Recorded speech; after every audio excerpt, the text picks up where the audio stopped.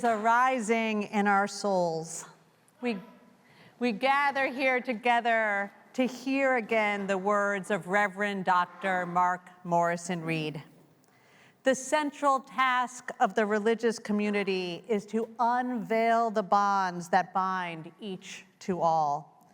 There's a connectedness, a relationship discovered among the particulars of our own lives and the lives of others. Once felt, it inspires us to act for justice.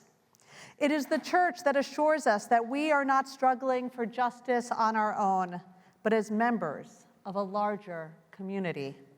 The religious community is essential, for alone our vision is too narrow to see all that must be seen, and our strength too limited to do all that must be done. Together, our vision widens and our strength is renewed.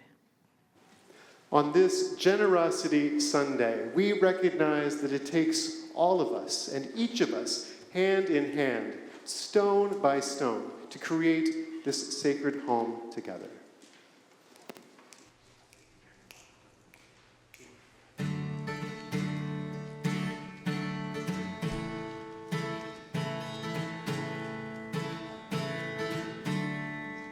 Hand in hand, stone by stone, help me build our sacred home. Hand in hand, stone by stone, help me build our sacred home. This house is built on love, this house is built with faith, this house is gonna stand for good, forever and a day. This path with me to the place where the road ends beyond, beyond, beyond. Hand in hand, stone by stone, help me build our sacred home. Hand in hand, stone by stone, help me build our sacred home. People gonna see us speaking. See us holding strong. Everybody's gonna sing out loud. Come on and sing along. Come on down this path with me to the place where the road ends beyond, beyond, beyond. Hand in hand, stone by stone, help me build our sacred home. Hand in hand, stone by stone.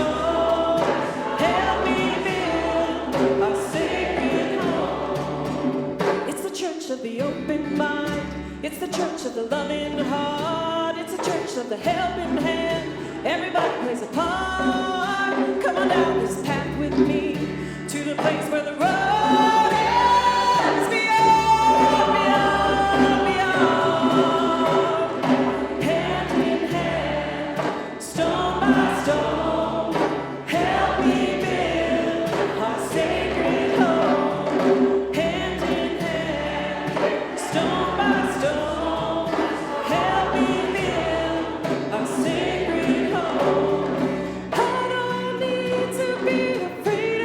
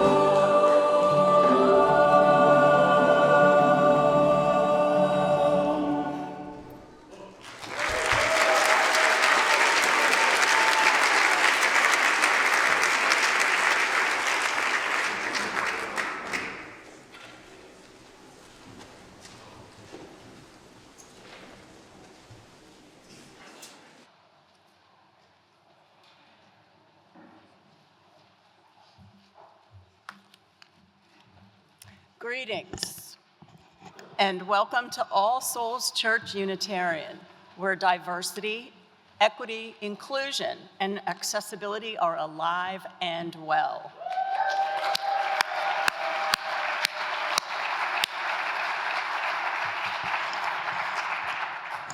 Where we don't have to share what we did last week unless we want to,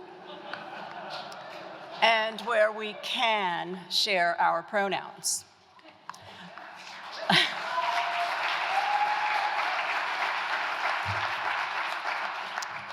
I'm Shari Gilbert, and I'm your worship associate today. So it might not be morning where you're watching. My pronouns are she, her. I've been coming to All Souls for about 15 years and have been a member for 10 years. I'm the proud mother of a Guatemalan-born, 23-year-old young trans man, and a US-born, 25-year-old AMAB trans NB. That's short for assigned male at birth, transgender, non-binarian. My brother is a partial quadriplegic. My partner is Jewish. The husband of my agnostic nephew is a Methodist minister. While I might look like your average white woman, I have a rich DEIA family, and I am proud.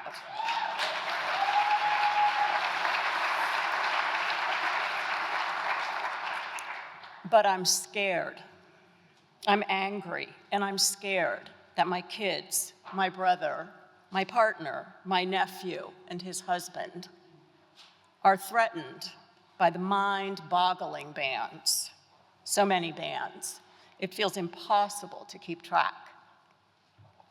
But right now, I feel safe. You and I are safe. We are safe here at All Souls. And I'm so proud and I'm so glad to spend this time together. We gather at All Souls in person and on Zoom, accepting each other and ourselves as we are today, where we greet and embrace all gender identities, all sexual orientations, abilities, and disabilities, economic backgrounds, ages, race, creeds, and religions, where all are invited to this table of love and fellowship. We gather to celebrate life's joys, to find comfort in life's sorrows, and to be present with one another on this sacred day we have been given. This might be your first or second time here at All Souls, or you might be back after taking a break. If you're feeling new or new-ish, we'd love to recognize you and welcome you. So please wave or stand or shout out so we can welcome you today. Are there any visitors?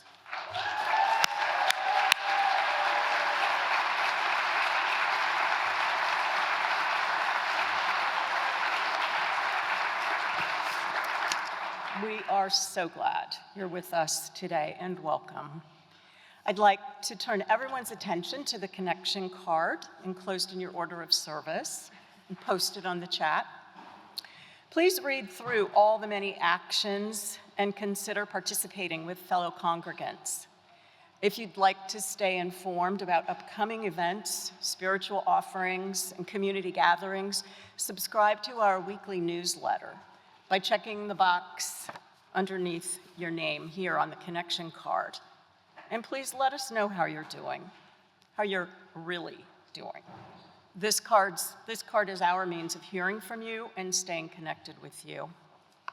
Also, if you are visiting today, we'd love to send you a small gift. So please share your mailing address. And visitors, please stop by the welcome table, which I believe is in Reeb Hall today, after the service, and hand your connection card to one of the Welcome Committee members. They are hoping to meet you, and we will give you a welcome gift. So yes, visitors, there are 2 gifts for you to welcome and thank you for just filling out and turning in your connection card. We want you to know how happy we are that you are here. And if you've been coming to All Souls for a while, we still want to hear from you. You can place your connection card in the collection plate during the offering. Let us pause today to honor and recognize the legacies of both Indigenous and enslaved peoples at this international crossroads, now called Washington, D.C. For generations, Piscataway tribes have been the traditional caretakers of our bioregion. These people of the waters lived along the Anacostia and Potomac rivers. Our commitments to the beloved community and our eighth principle set an intention to educate ourselves and take action to repair harm. Though the form of this repair may change, may our commitment to it remain true. In a world where it sometimes seems that there are more that divides us than unites us, we intentionally take a moment to covenant together, to give voice to what draws us together, and to renew the values to which we pledge ourselves. Please rise in body or spirit to speak our Sunday covenant. Love is the spirit of our people, and service is our call. To build the beloved community, to seek fuller truths in love, to dwell together in peace, to offer aid and affirmation, and to tend to our mutual well-being. This is our covenant. Now, in the spirit of community and joy, stay standing and greet those around you.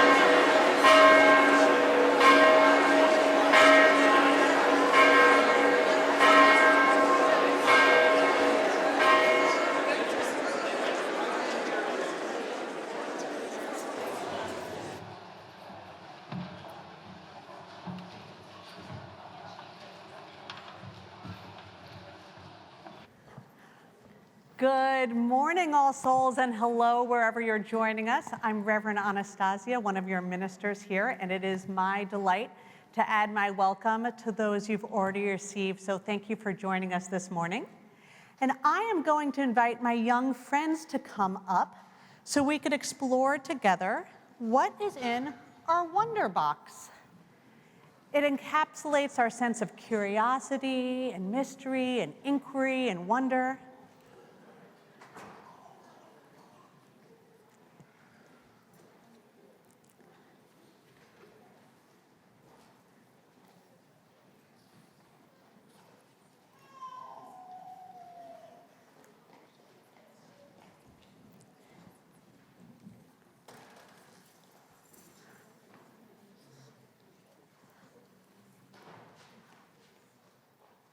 Lovely. Now let me ask, do any of you here think you might want to be an engineer? You? Okay, thank you. Then I'm going to have you open the Wonder Box, open it up, and take out what's inside. Do you know what that is? Hold it up high. What is that? What? Yeah, what is it? A paper plane. I don't know, should we give it a flight? Yeah? All right. If you have to duck, forgive me. Whoa! Not bad for me, right? A paper airplane. Isn't it amazing how a piece of paper can go so far and with such direction and purpose? Now, would you like to make a paper airplane too? Yeah. All right, Monica, there is some colorful papers right in the pew in front of you. If you would help us hand that out, thank you. All right, now, this is what I call a very classical design, i.e. the kind of design I learned when I was a kid. But there are other ways to make paper airplanes. Does anyone here know how to make it a different way? All right, if you would come down. Yeah, come on forward. Yeah. If you raised your hand, you just volunteered. All right, so here's what I'm gonna do. Let's see, because is there just one way to do like anything? No. And it might be good to test out different ways to do things and experiment a little. So I'm going to have, can you share your lovely name, my friend? Paul. Paul, okay. So Paul, you're going to teach this group over here how to make a paper airplane. So everyone over here, look and follow Paul. All right. Oh, come on over. Come on down, yeah. And would you, my friend, what's your name? Stephen, would you teach this lovely group? Sure. Oh yeah. And we have some more instructors. This is lovely. Do we? Maybe not. Denied. All right. So if you don't have an instructor yet, you're going to come right over here. You got me. All right. So the first thing that we're going to do, you don't have to do it. Let me help you, honey. Is we're going to fold it in half. Okay? Fold it in half, the nice long way, and make it nice and fierce. Okay. You'll want to do it on the ground if you're going to do it. And then you're going to do half like this.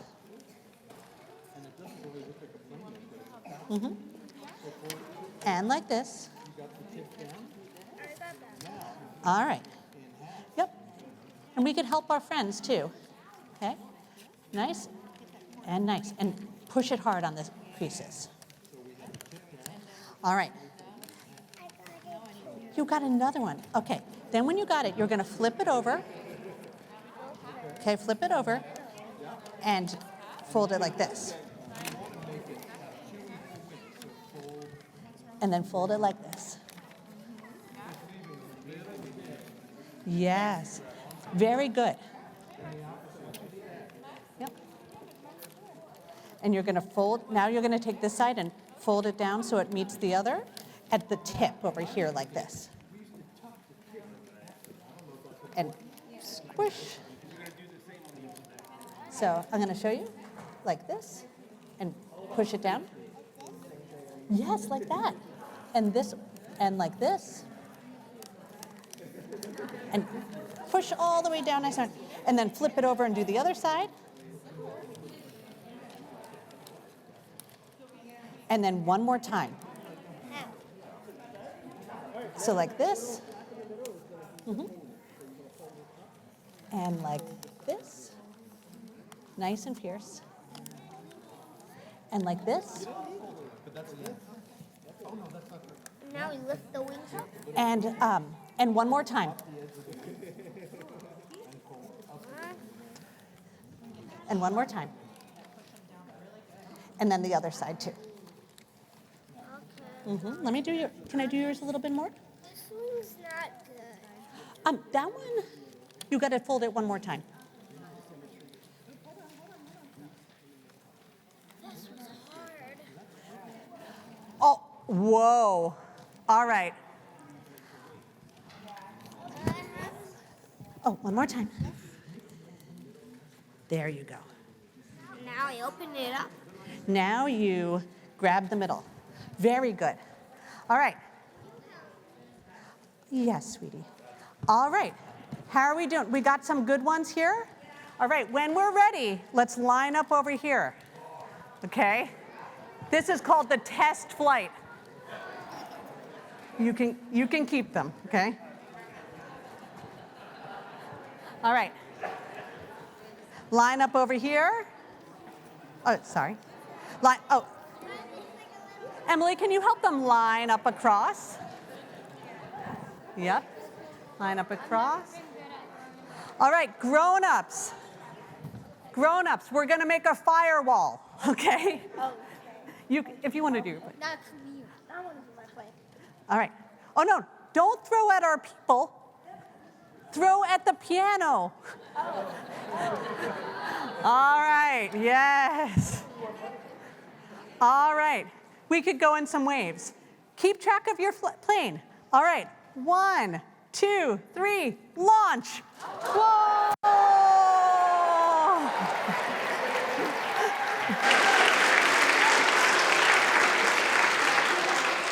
All right, I see this pink plane like way over there.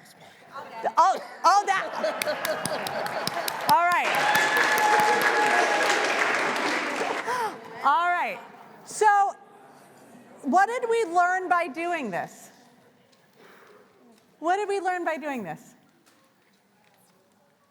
Yeah. There's multiple ways to do things.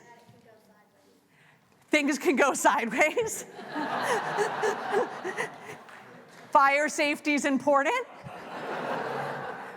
There's probably some great ideas in the room that you didn't even know that was there, and it's always helpful to have an engineer nearby. I want us to say that sometimes as we're learning how to do new things and take flight, it's fun to bring some spontaneity, fun, and experimentation in. So I invite us to think about those things, and as you fly your planes in the future, do not direct them towards anybody's face, and may you remember this with joy. May you take that spirit with you as you go to your RE classes or back to your pews with your families. If you'll join me in singing Sia Hamba.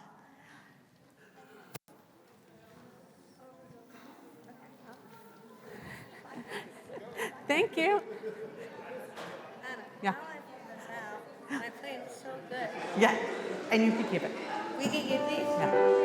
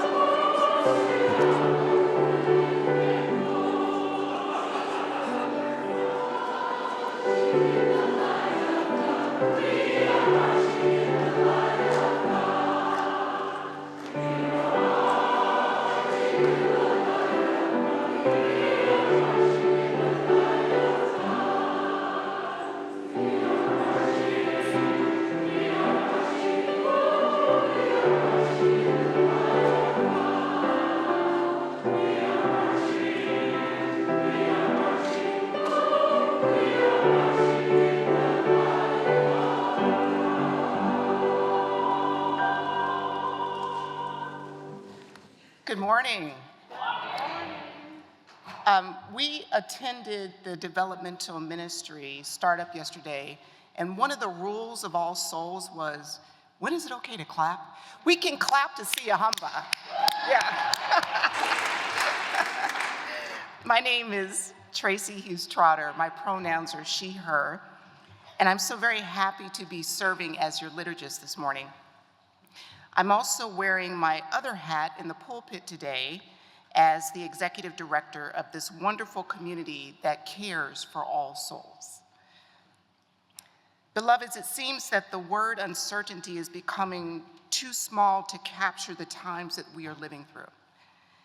Yet we take solace in communities like this one that honor all of who we are, the good, the bad, the scared, the joyful, the angry, all of it. We see you. Places like All Souls are hard to find, and the church needs your support. In the midst of all that is happening outside these doors, we are celebrating the gift that is All Souls and the anchor that it is and will continue to be.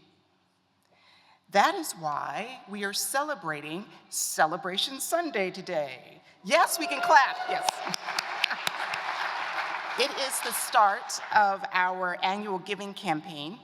So during this month of March, we ask that you offer your financial pledge of support to the church for the upcoming church year that begins July 1. Your pledge is more than just your promise to sustain the church. Your contributions allow the church to live out our shared values. Your pledges, most importantly, are the basis of our budget. Reverend Anastasia and I are committed to ensuring that the budget reflects this community's commitment to include compensation for staff to help ease the growing burdens of the rising cost of living, and will pay a living wage to our hourly staff, to grow and support membership, to support a partnership of shared ministry between the wonderful members of our church and our religious professionals, strengthen our ability to provide direct pastoral care, provide modest financial relief for those in need. The budget will go to deepen our partnerships with local and national organizations to protect the most vulnerable, and to invest in making our building accessible, comfortable, and attractive. So, dear ones, we realize that many of you may no longer be in the position to give as your heart may desire, and that is okay. However, it will help us immensely for you to make a pledge. No amount is too small. If you cannot afford even a small dollar amount, please write on a pledge card so that we know you remain committed to our community.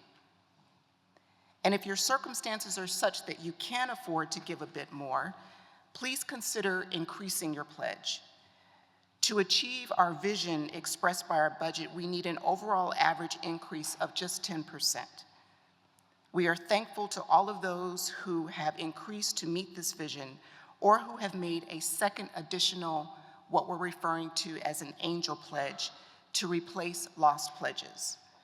We are collectively strong together. Now, you received this morning in your order of service this brochure. Please take time to read it and give it some review, and give until it feels good to your soul. Later in the service, you'll be invited to fill out a pledge card, and it's attached to this brochure, and then you'll be invited to participate in our pledge processional. Thank you for giving with an open heart. Now, all that reading and filling out of pledge cards is sure to stir up an appetite. So, guess what? That is a fancy way of saying that we have a stewardship celebration, an indoor picnic happening in Pierce Hall to my left, to your right, immediately after the service. Everyone is welcome to come. And I want to say a special thank you to Donna Olson for organizing a feast of sandwiches, fruit, veggies, and cookies in celebration of our annual opportunity to pledge our financial support to All Souls. Yes, thank you, Donna.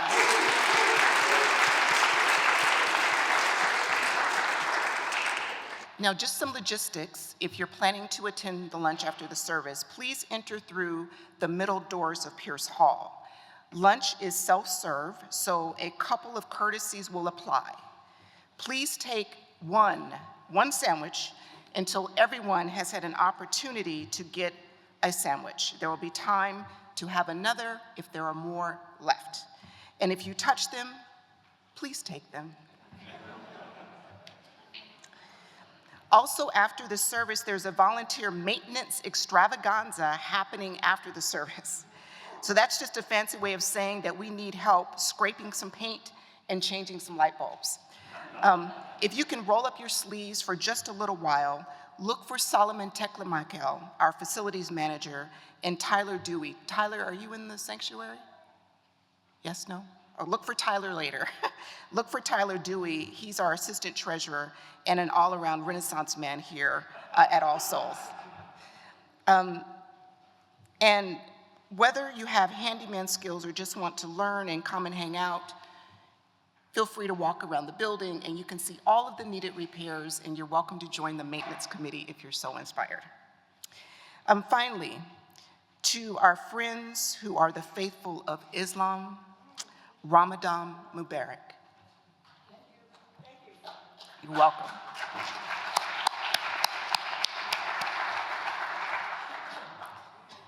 And now we turn to the joys and concerns of this congregation.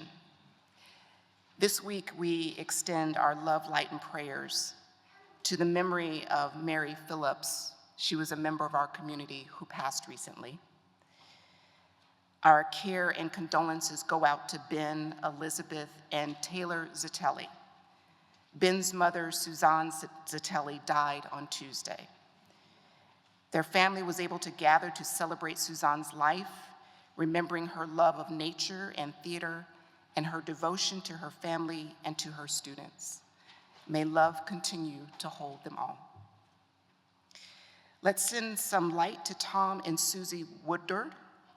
Their daughter, Dawn, is a member of All Souls and says that Tom and Susie are joining us online as Tom recovers from brain surgery. Be well, Tom. Kathy Ferger's sister Gladys is facing a serious medical problem. Please hold her in your prayers. And finally, we share the heavy news that longtime member Grant Smith is entering hospice care after a long battle with cancer. Grant, his wife Suzanne Thurston, and their daughter Maeve were very active at All Souls for many years. Health concerns have not allowed them to be as active as they would have liked. We send our love and prayers to all of them and to their family and friends in this tender time.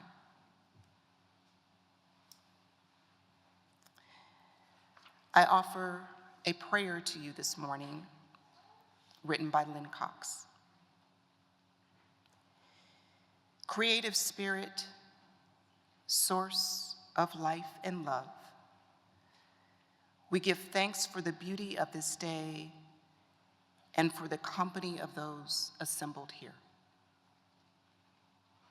Thank you for the flame of hope, the heat of righteous anger, the warmth of compassion, and the fire of commitment. May they bubble the cauldrons of transformation. Thank you for the oceans of love, rivers of connection, tears of relief, and pools of serenity.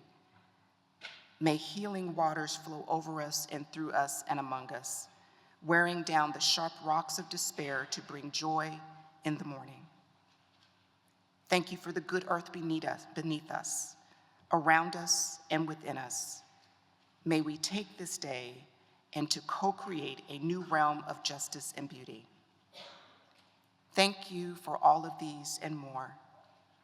We accept our gifts and commit to building, sculpting, painting, singing, and dancing them to life, to abundant life.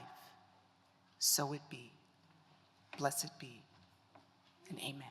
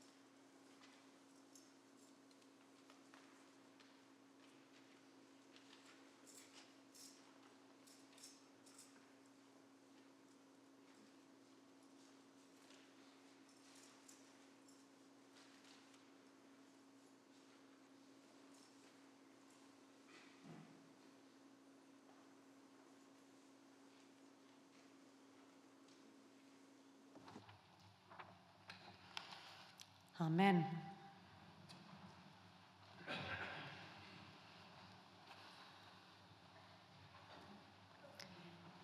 In 1903, Orville and Wilbur Wright finally answered the vexing and elusive question of whether human flight was possible with a resounding yes. On December 17th, out in Kitty Hawk, on those gorgeously tall Outer Banks, they did 3 sustained flights in a powered aircraft. Now, they were not scientists or mathematicians, at least in the formal sense. They never even graduated high school. They had little name recognition, no funding outside of themselves, So how did these two boys from Ohio solve a problem that stumped humanity for 2 millennia? No slights on Ohio. But truly, how did they do this? And what can we learn from their example? Who were they? What lessons and insights do they offer to us? Now, this question about how the Wright brothers solved the question of human flight is truly a totally fun question, but it is also relevant because I think in these highly uncertain times, it may feel like we're all pilots trying to fly a plane into some gusty headwinds in a craft that's imperfectly built and not fully designed for this challenge. And I'll say, this is true for All Souls. Now, All Souls, about a year ago, chose to lean in to the growing edge that is developmental ministry, to intentionally and with discernment aim to make some internal changes about how we do church. To lean into the metaphor, we seek to redesign the plane that is carrying our community. And our values don't allow us to land that plane and dock it for substantial amounts of time to allow for this redesign. And that's because love is the spirit of our people and service is our call. We respond to hate and disdain with support and joy, solidarity, and definitely song. We offer aid to those in significant need and affirm the expression of one's true gender.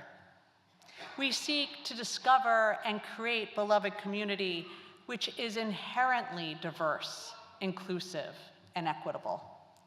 So fly into the headwinds we must. As we do so, I want us to ask again with true curiosity, what enabled the Wright brothers to fly that we might want to know about as we embark? Now, the first answer I really love because it's a technical answer. And if you're an engineer, this is your moment. The answer is that the Wright brothers designed/invented something that they called the 3-axis control.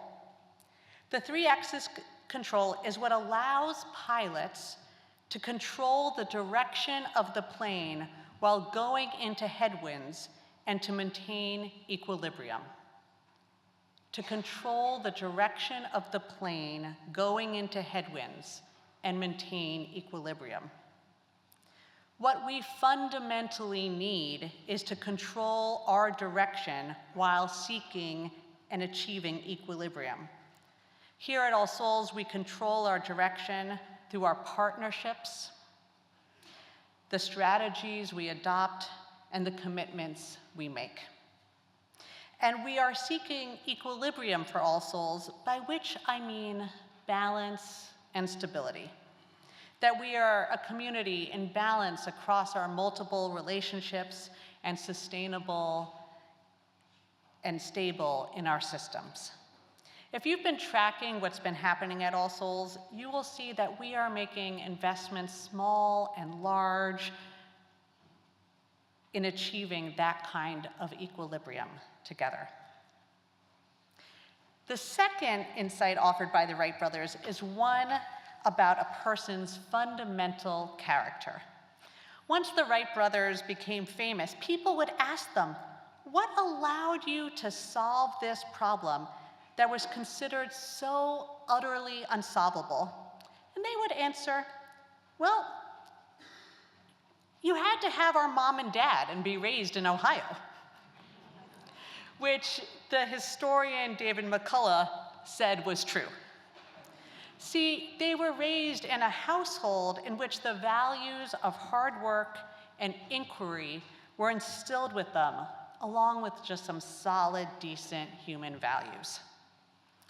At All Souls, the willingness to do hard work is so culturally normative, we don't even regularly give it a moment's thought and rarely think about giving us moments of rest.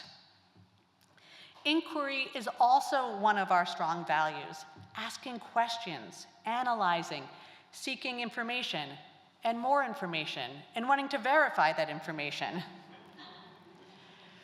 We nurture inquiry from having a wonder box to designing our membership questions around the participants' questions. The Wright brothers were raised to be honest and modest, hard-working good neighbors, to do their best at whatever they attempted.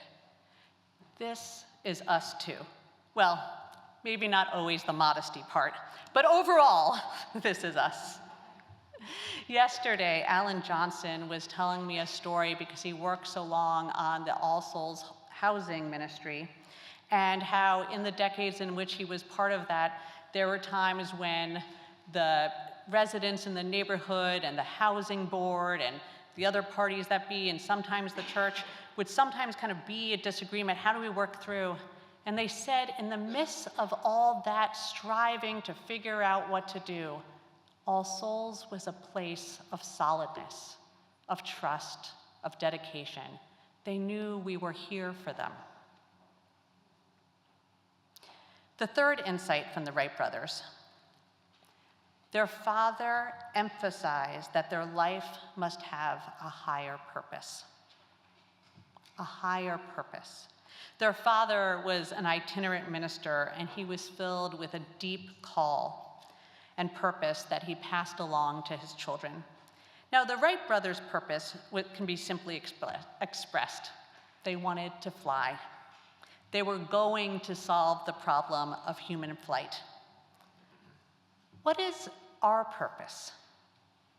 Our purpose is to seek, discover, create, and nurture the beloved community.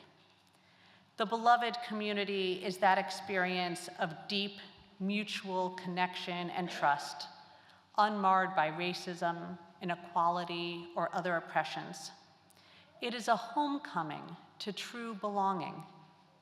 Certainly, beloved community does not belong to us alone, but I will tell you that I've experienced it many times here at All Souls with you. Our purpose is to invite it in more often, to make its occurrence more regular. Our practices of love, accountability, welcome, dismantling racism and other oppressions in favor of mutuality and interdependence, and yes, absolutely, generosity in all its forms, make beloved community more likely. It is that purpose that fundamentally connects us to each other. Insight 4, the Wright brothers funded their entire enterprise themselves. There were others who were spending at the time gigantic, ridiculous, silly amounts of money trying to solve the question of human flight, including some funded by the federal government. And those attempts crashed and burned, sometimes literally. Yet the Wright brothers funded this amazing discovery on the proceeds that came from their bicycle shop, managed so ably by their sister when they were off trying to fly somewhere. It is important for us to recognize how much we could do with the resources that we have amongst us. Many of the things that Tracy highlighted that we want to do in our budget are cost-wise moderate, but high value in terms of innovating new ways for us to do shared ministry here at All Souls. The resources we do have, matched with our creativity, critical analysis, volunteerism, and willingness to innovate, which will mean some change, can be enough for us to move forward towards our goal. Which brings me to point 5, my final point. The Wright brothers had learned from their parents and through life never to give up in the face of adversity. Many thought that human flight was a folly, truly impossible, and laughed at these men who, on the sandy dunes in North Carolina, showed up in their full three-piece suits and would run down the dunes with their arms spread wide, trying to feel the breezes beneath their arms. And yet, they did not give up. Wilbur and Orville would try out the designs and formulas of acclaimed innovators, only to discover that their ratios and math were wrong, and though at times they doubted themselves, they did not give up. The brothers would go up in their early gliders only one at a time, because they had known other would-be pilots who had died in crashes, and they wanted to make sure that one of them would survive for their parents' sake. In fact, on August 8th, 1908, Orville was in a horrible crash in France. He was in a double plane. He went up with a young lieutenant named Selfridge he was hoping he would gain some funding from, and something went terribly wrong, and they crashed from 75 feet up. Selfridge died, and Orville was told by his doctors that he would certainly never fly again and likely never walk. His family members, faced with this, gave up everything to devote themselves to his recovery and well-being. Their sister Catherine quit her job as a school teacher and nursed Orville back to health. And from that dedication and sacrifice, he rose. It is true that our level of adversity is high, and for some of us, it seems like our lives are tumbling down from great heights. Several at All Souls have written to me these last few weeks, either because they've lost their job, either directly, for instance, working for USAID, or through the termination of federal funding for their work. Some of us here have been cut off from gender-affirming medical care. Some of us are fearful of deportations.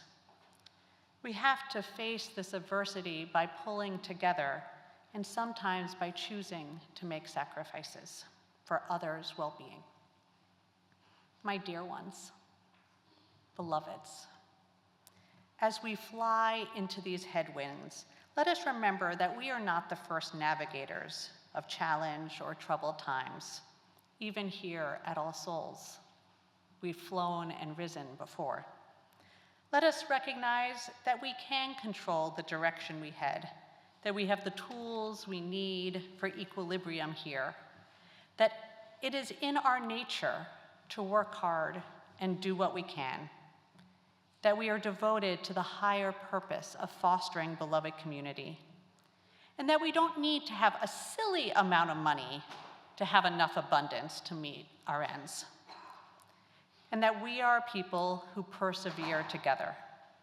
John Adams, an early Unitarian, during the Revolutionary War, wrote to his beloved Abigail, "We cannot ensure success, but we can deserve it." Let us act together in a way that shows that we deserve to succeed and build the beloved community. May it be so, and amen.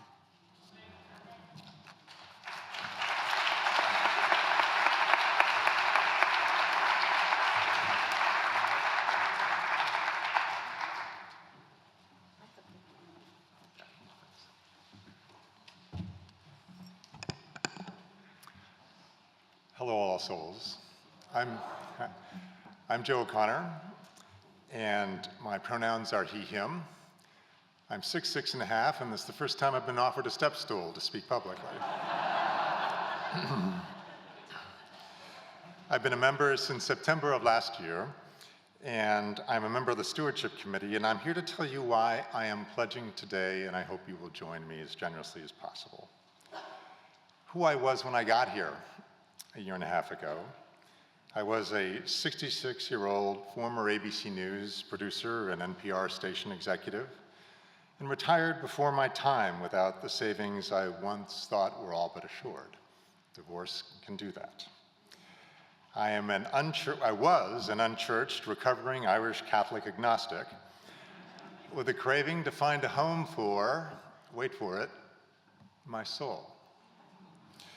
On Sunday, August 20th, 2023, when I came in here, the music included jazzy versions of Led Zeppelin's Stairway to Heaven, Burt Bacharach's I Say a Little Prayer, and Bill Withers' Lean on Me.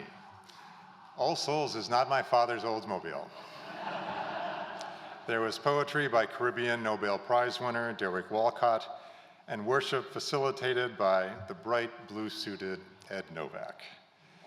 The applause given new members and the congressional greeting period that was so lengthy and joyous, I was forced out of my wimpish Catholic Mass sign of peace tradition.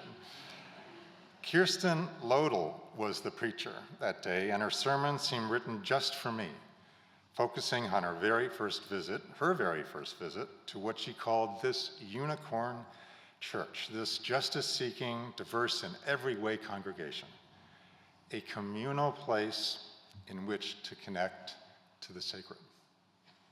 Invitation accepted.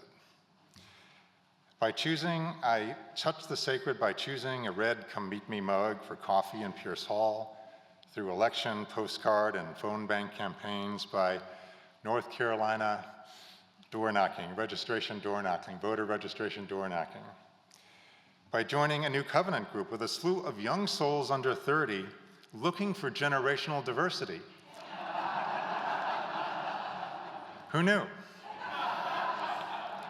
I've also connected to the sacred by witnessing the relentless optimism of Pastor Anastasia Zinke, the calming grace of Executive Director Tracy Hughes Potter, and the joyous activism of Pastor Rob Keithan. And by you, your welcome, enthusiasm, and yes, your occasional constructive criticism and penchant for debate.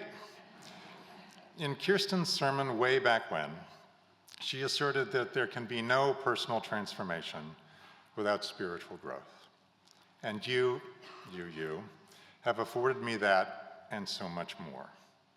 And that is why not only I give what I can on Sunday, but today, at the start of the Generation campaign here on Celebration Sunday, I pledge to double my annual contribution, and I ask you to consider doing the same.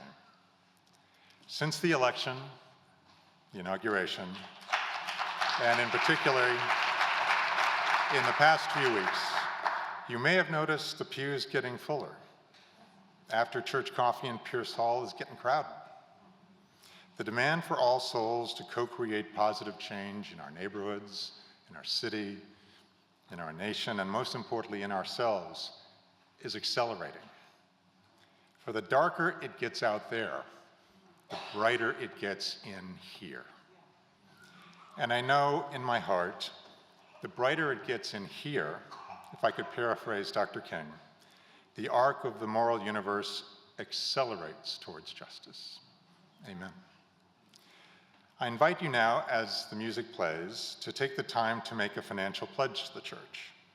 Make it a meaningful and thoughtful gift, reflective of your level of financial resources, of course, and also your hopeful vision for All Souls. Please use the paper or online pledge card given to you. It's part of this brochure. Unfolded, you'll find it. The paper pledge card is part of the brochure. You just need to open it up. If you need more time to make your pledge, we, of course, get it. We understand. But we ask that you make your pledge this month. So much depends on the pledge amount for budgeting. If you do make your pledge today, you'll be invited to bring your pledge card forward during the pledge processional at the end of the service. There's also a QR code in here. If you're in the sanctuary and you use the QR code, still fill out a pledge card and said you gave digitally so that you can take place in the procession. And online, there's the, if you're watching online, it's the QR code. It's been an honor to speak with you today. Thank you.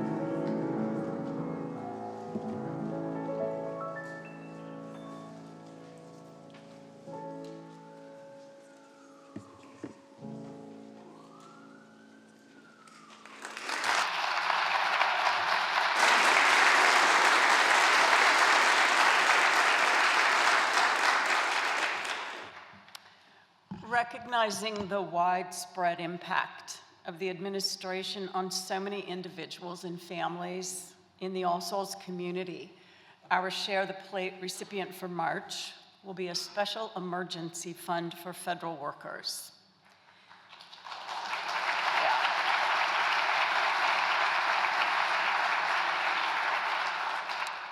We will use the money collected to help congregants pay for housing, utilities, food, or other critical needs during rough times. If you are able to give, please do so as a concrete gesture of support for the incredible people in our community whose public service deserves to be appreciated. Let this morning's offering be given in love. Thank you for your generosity.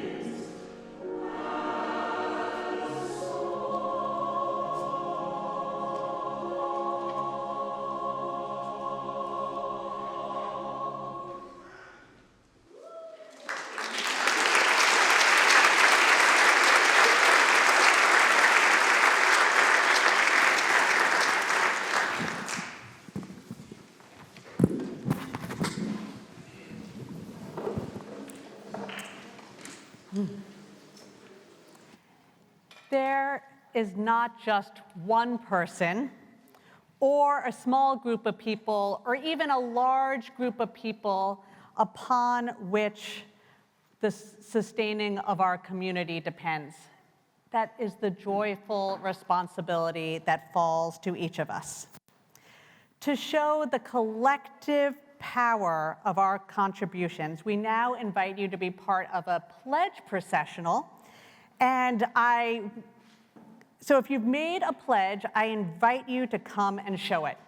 If you're joining us online, this is a wonderful opportunity to write on a piece of paper, "I've supported All Souls through my pledge," or to write that phrase, "I supported All Souls through my pledge," in the chat.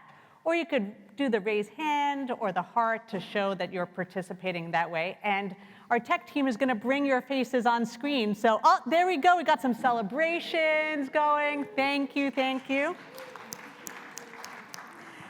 And if you are here in the sanctuary, I'm going to invite you to come and find one of the ushers that are here. They're going to wave ushers, so we know. And Joe and I are going to be up here too to collect your pledges.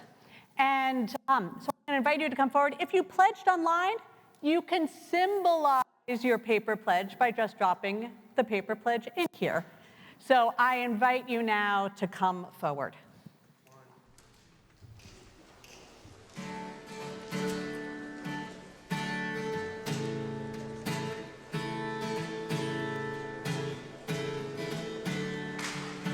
Hand in hand, stone by stone, help me build a sacred home.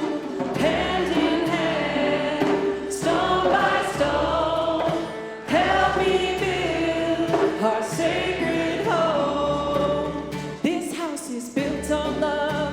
This house is built with faith. This house is gonna stand for good forever and a day. Come on down this path with me to the place where the road ends beyond, beyond, beyond. Hand in hand, stone by stone, help me build our sacred home. Hand in hand, stone by stone, help me build our sacred home. People gonna see us speaking down. People gonna see us holding strong. Everybody's gonna sing out loud. Come on and sing along. Come on down this path with me to the place where the road ends beyond, beyond, beyond. Hand in hand, stone by stone, help me build our sacred home. Hand in hand, stone by stone, help me build our sacred home. It's the church of the open mind. It's the church of the loving heart. It's the church of the helping hand. Everybody plays a part. Come on down this path with me to the place where the road ends beyond, beyond, beyond. Hand in hand, stone by stone, help me build our sacred home. Hand in hand, stone by stone, help me build our sacred home. I don't need to be afraid of the dark.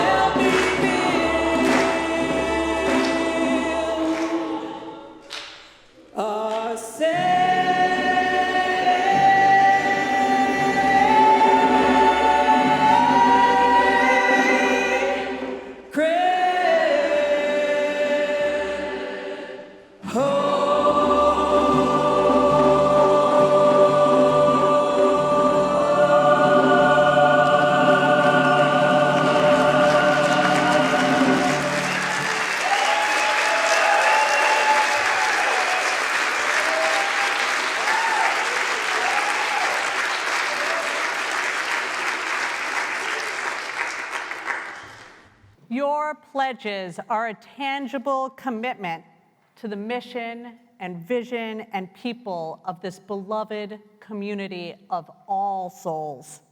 Each time you give, every year that you pledge, you renew this commitment. As a result, your support is entwined with all we believe and hold as sacred truth, and all that we do here to build the community we wish to see more in this world. And that is its own special gift. You help our community reach heights we could not do without you. In the spirit of trust and generosity, we gratefully accept these pledges. And may we go from this space, and may you go forth full of the abundance represented by all we contribute here. May it be so, and amen. Amen. This way. Oh, thank you.